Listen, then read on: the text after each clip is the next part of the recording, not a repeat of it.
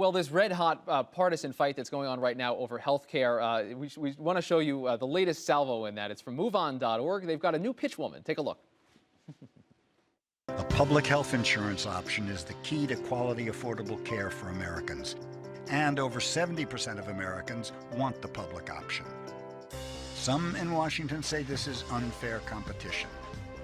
But competition is as American as apple pie. That is Heather Graham advocating a robust public option. Robust indeed. Anna Marie Cox Yes. from Air America here to join us. You have a new website. Yes, you want to tell they people where to find you? relaunched the Air America website. It will no longer hurt anyone's eyes Good. from looking at it. And I have there's a new URL for my show, which makes a lot of sense, although it's a little long. It is airamerica.com/The Inside Story with Anna Marie Cox. Where you get the inside story. I Yes. love your weekly radio What show. really goes on. What really goes on.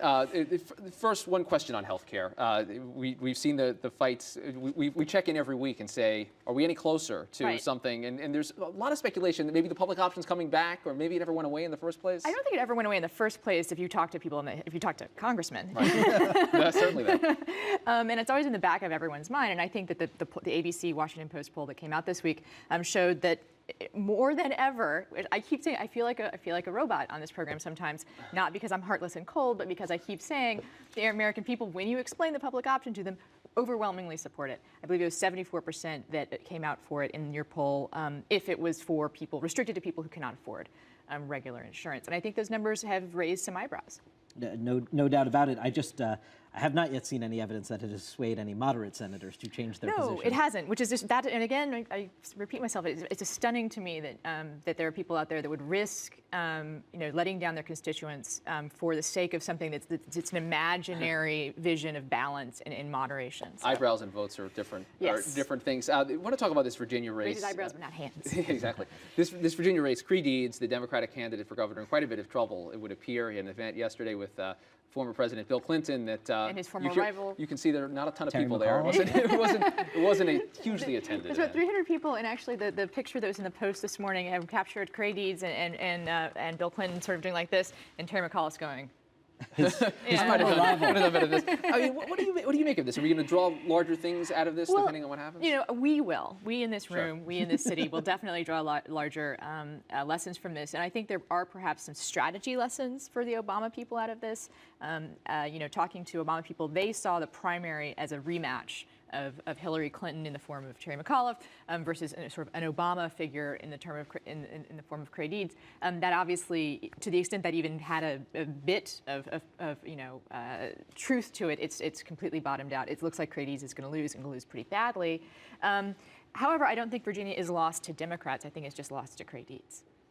And you said not a big crowd there for Bill Clinton. Barack Obama on the air in a new television ad today that the Deeds campaign has launched, where he is using the Obama stump speech from this past trip that he made in August there, and clearly making him now, because Obama's going to go out there and campaign for him, I think, in Hampton Roads on October 27th. So for the next week, sort of the penultimate week of the campaign, Deeds is now saying it's all about Barack Obama. Except, of course, he doesn't want to, except when it comes to health care reform. Because that's a little, Right. What's also interesting, I think you pointed out earlier, that Obama is also on the air in New Jersey for Christie. Web video. Right. He's in an ad for Christie. I think that's really amazing that Hope and Change is coming to New Jersey in the form of Obama, but via Christie. That's right. He'll bring it there. You've got an independent candidate in New Jersey. You also have one in this upstate New York district that could be making things interesting. Yeah, it's very sad when you have the Republican opposition team sending memos to Talking Points memo